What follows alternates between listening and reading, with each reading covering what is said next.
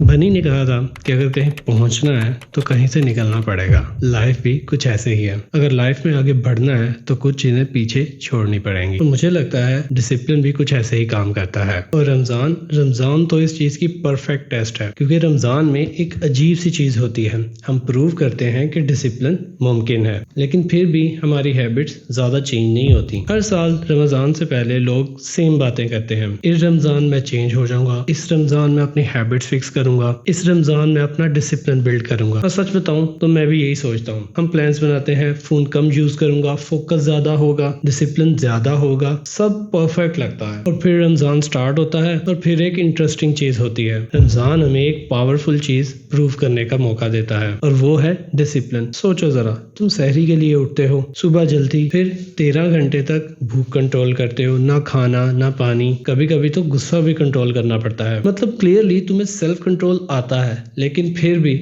जब शाम होती है, इफ्तार होती है, फिर डिसिप्लिन गायब हो जाता है। फोन हाथ में, स्क्रॉलिंग स्टार्ट, वीडियोस, रील्स, फिर वही फेमस लाइन, बस 10 मिनट, और फिर पता चलता है 45 मिनट्स आर गॉन। फेमिलियर लग रहा है। मुझे भी एक रात ये रियलाइज हुआ। इफ्तार के बाद मैंने कहा थोड़ा रिलैक्स कर लेता हूँ, फिर फोन उठाया, एक रील, 2 रील, और फिर पता ही नहीं चला 1 घंटा भी गुजर गया। अब वहां बैठे बैठे मैंने सोचा 13 घंटे का रोजा रखा, भूख कंट्रोल की, लेकिन 30 मिनट के लिए मैं मोबाइल से दूर नहीं रह सकता। फिर एक चीज क्लिक हुई। रमजान मैजिकली लोगों को चेंज नहीं करता, बल्कि ये रिवील करता है कि तुम्हारा डिसिप्लिन कितना स्ट्रांग है। ये तुम्हें दिखाता है कहाँ पे तुम कोलैप्स करते हो। फास्टिंग आवर्स में स्ट्रांग डिसिप्लिन, लेकिन इफ्तार के बाद कभी कभी केओस। और ये इंसल्ट नहीं है, ये सिर्फ ऑनेस्टी है। हम सब सीक्रेटली बिलीव करते हैं कि रमजान हमें ऑटोमेटिकली बेहतर कर देगा, लेकिन रमजान कोई मैजिक नहीं है। रमजान एक अपॉर्चुनिटी है। कुछ लोग इस अपॉर्चुनिटी को यूज करते हैं और कुछ लोग अपनी रूटीन फॉलो करते हैं। रोजा, इफ्तार, स्क्रॉलिंग, स्लीप और रिपीट, और फिर ईद का इंतजार करते हैं। लेकिन अगर तुम ऑनेस्टली देखो तो रमजान तुम्हें तुम्हारी रियल हैबिट सिखाता है। डिफरेंस क्लियर नजर आता है। जब रमजान का आधा हिस्सा गुजर जाता है तो एक्चुअली क्या चेंज होता है? क्या तुम्हारी हैबिट्स इंप्रूव होती हैं?